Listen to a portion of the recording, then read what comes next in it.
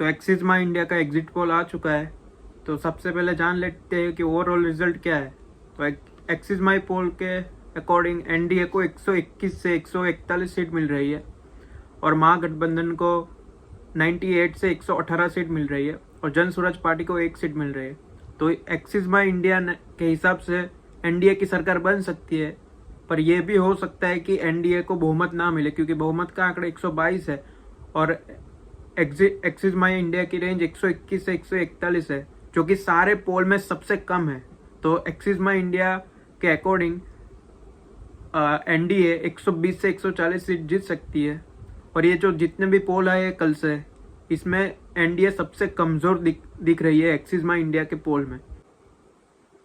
अब अगर party wise seat share देखें तो बीजेपी को 50 से 56 सीटें मिल सकती है और जेडीयू को 56 से 62 सीटें मिल सकती है।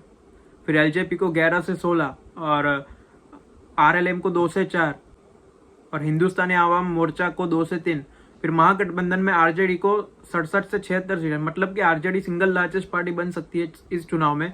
जेडीयू नंबर 2 पार्टी और बीजेपी नंबर 3 पार्टी बन सकती है। तो बीजेपी की सीटें कम आ रही है इस चुनाव में एक्सिस माई इंडिया के मुताबिक। फिर कांग्रेस की 17 से 21 सीटें और सीपीआई सीपीएमएल का मिला के 10 से 14 और जन स्वराज इतना अच्छा नहीं कर रहा।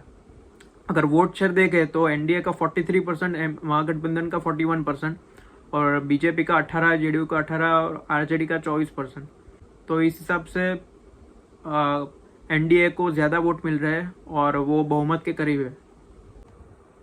तो अब रीजन वाइज देख लेते हैं कि कौन कितनी सीटें जीत रहा है।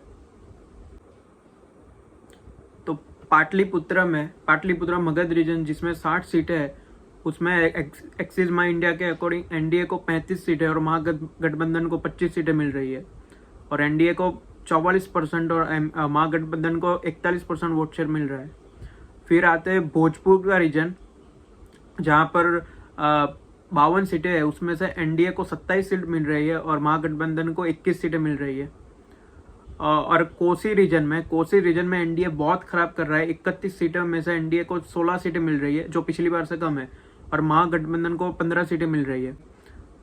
फिर आता है चंपारण जो एनडीए का स्ट्रॉन्ग होल्ड है, जहां पर वो सबसे अच्छा परफॉर्म करती है हर बार। तो चंपारण में इस बार कम सीटें आ रही है, 21 में से सिर्फ 12 ही सीटें एनडीए को मिल रही है और महागठबंधन को 9 सीटें मिल रही है, जो पिछली बार से 60 सीटें ज्यादा है। पिछली बार महागठबंधन को 2 ही सीटें मिले। तो चंपारण के एरिया में एनडीए की सीटें कम हुई है।